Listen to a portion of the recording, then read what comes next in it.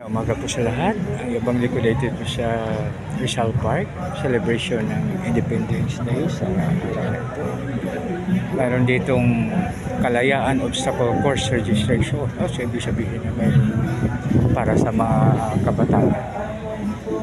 So, yan o, napakaganda na sa once a year mayroong mga events po rito sa Rizal Park.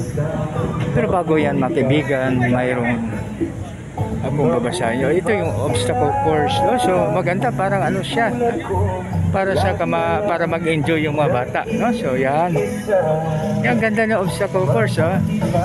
So maaaring libre po ito dahil sa Independence Day po ngayon. Baka sinagot po ng mga isa sa mga sponsor po, no, ng mga businessmen po natin. Maaring may parada pa po, no? So dito po mga kaibigan, no? So hanggang gabi po ito may kainan. Morning, may kainan, no? Maraming mga kuwan dito.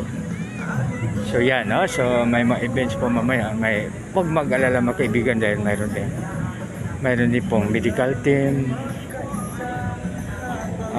Sawa ka rin sa pagkain, pag gusto mo kumain, mayroon ring CR.